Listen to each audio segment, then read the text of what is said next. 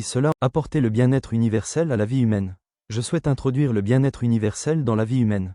Je commence par affirmer que la famille est la base de l'éducation, tandis que l'assemblée locale est le fondement des collaborations. Ensuite, je donne les raisons qui soutiennent ma réflexion. Enfin, je vous laisse en juger. Pourquoi la famille est-elle la source de l'éducation ? Je crois que tout débute avec un homme possédant un bien immobilier qui rencontre une femme avec laquelle il désire développer sa propriété. La femme réalise cela en lui donnant des enfants. Ces enfants sont de deux types, les futurs hommes et les futures femmes. La fratrie, ainsi créée grâce aux enseignements du père et au soutien de la mère, doit établir un lien d'attachement entre les enfants. Autrement, ce sera un lien de détachement.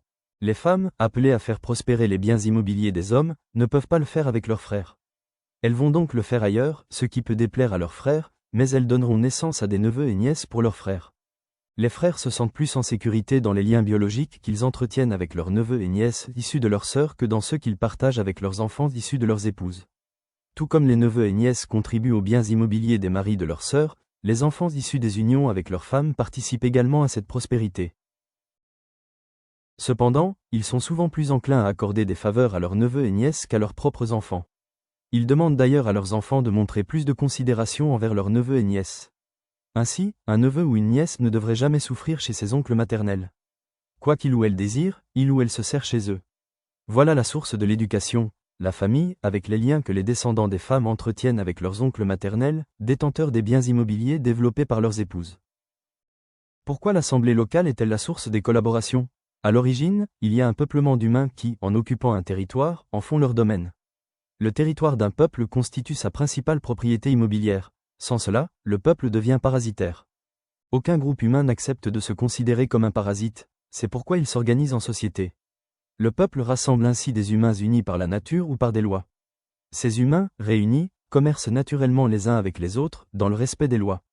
Cela suppose la production de biens marchands et la confiance en une monnaie. En se regroupant en assemblée locale, les humains élaborent des lois pour le développement de leur territoire.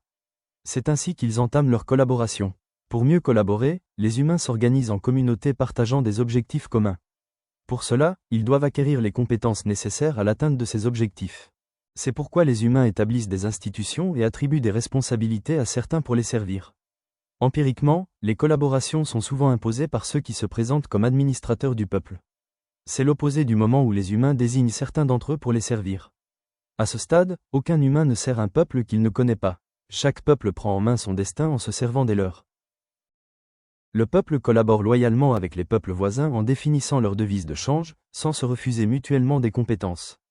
Ainsi se forment les collaborations entre les assemblées locales, le transfert de compétences entre peuples indépendants par le travail, guidés par la loyauté. Qu'en pensez-vous ?